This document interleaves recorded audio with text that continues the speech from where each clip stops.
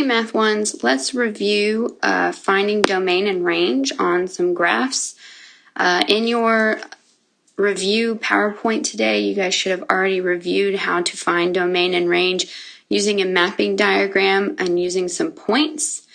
And we talked about how to find domain and range using a table as well.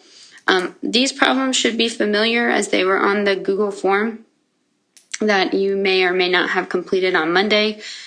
So we're just going to go through them real quick just to remind us how to find domain and range when we have a graph. So in this first question here, a meteorologist drew the accompanying graph to show the changes in relative humidity during a 24-hour period in New York City. And our question right here is, what is the range of this set of data? Remember that range means our y values or our f of x values. Right, that is going to be on our y-axis. Right, so we are looking for where the graph kind of coincides with our y-axis. So what that means is if I were to kind of draw some horizontal lines here, where is our y-axis, or where are our y's on our graph? Where are they visible on our graph? Well, right here, this is probably the highest point we have because when we go above, our lines aren't touching the graph above that point, right? So that point is going to be probably our highest point, right? Or our biggest number, right? And then if I continue to do that, okay, right here is where I start not touching my graph from the y-axis. So this is probably our lowest point. Right. Remember in class, I was talking to you guys about how if our range, which is our y values, right, if our range or our domain was in between two numbers, you could start by writing it like this, right, with our less than signs and our variable in the middle. All right, and then we can kind of figure out the rest of it from there. So our lowest goes on the left here, and our lowest value looks like it's 30. Right, so I'm going to put 30 here. And this is a closed circle at 30. So I know that I'm going to have an or equals to. And then our highest looks like it's at 80. And that's a closed circle there. So we're going to have an or equals to. So in your answer choices, here's what I noticed on the Google form. A lot of you guys had crossed out B and A, right? Because that's our domain. You can kind of see it here, going from 0 to 24. But then the most missed answer was you guys picked D, but that's our X values. And remember, X means domain, so our answer choice should have been C. All right, and I made the same mistake at the beginning when I accidentally wrote an X in there instead. So let's move on to the next one. All right, the accompanying graph shows the elevation of a certain region in New York State as a hiker travels along the trail. And our question down here is, what is the domain of this function? Remembering that domain is our X values or our input values.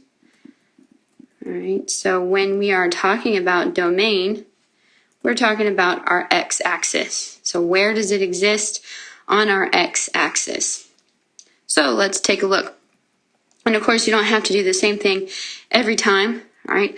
But for the x-axis, I'm going to kind of show you guys a new thing. All right, I'm going to go up to our lowest x value here, and then I'm going to go all the way to the right and find our highest x value here. All right, everything in between is continuous, which means that all the points in between are included. All right, so this is one of those ones again where we can kind of start out with our less than symbols and our X in the middle, because it is domain, so we are talking about X. All right, our lowest X value is 0. Okay, we start at 0. That's a closed circle, so it's going to have an or equals to. And then our highest X value looks like it's 12. All right, so we're going to put 12 there, and it's a closed circle, so it's going to have an or equals to. And when we come down to our answer choices, okay, The correct answer is C. However, some of you guys did put D. All right, remember Y represents our range values. So we can't, even though it says the same thing, 0 to 12, it's not. It's our range. Okay. All right, cool. Moving on quite quickly to the next one. All right, this one I think stumped you guys because it's actually asking about function notation, not necessarily too much about the range, but also function notation. So what is the range, right, of the function f of x equals 1/2 x squared plus 4 when the domain is clearly set up for us, -2, 0, and 4. So to find the range, you basically just need to find the f of x values or the y values. So we're going to go through and do f of -2, f of 0, and f of 4. All right, and then those corresponding numbers, they're going to represent our range. So they're going to create our range. So f of -2 is 1/2 times -2 squared plus 4. F of 0 is 1/2 0 squared plus 4. And then f of 4 is going to be 1/2 4 squared plus 4. All right. Remember when you're solving these, so I'm going to zoom in here. All right. When you're solving these, okay, make sure that you're still following PEMDAS. All right. Order of operations. So I'm taking care of my parentheses and my exponents right here first. All right. So I have 1/2. -2 squared is 4 plus 4. All right. Now I can take care of my multiplication and or division, but we just have multiplication here. So 1/2 times 4 gives me 2. Now I can do my addition or subtraction. All right. So this first one is 6. So I can look over here and I can see A does not have a 6 in it, so I can automatically take that one out. Okay.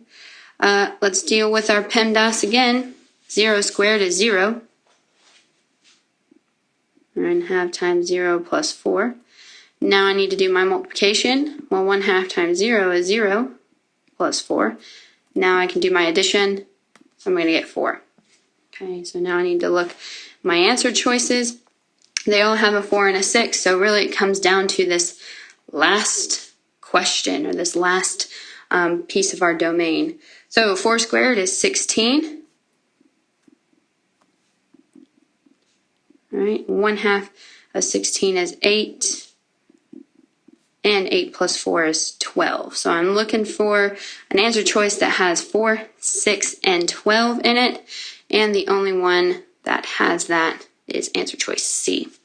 All right, so that was kind of a mixture of function notation and of domain and range. Cool. All right, last one. Oh, I think it's the last one. All right, what is the domain of the function shown in the graph below? All right, so remember that domain is our x values. All right, so I'm looking on my x-axis here, and you can even draw lines, okay?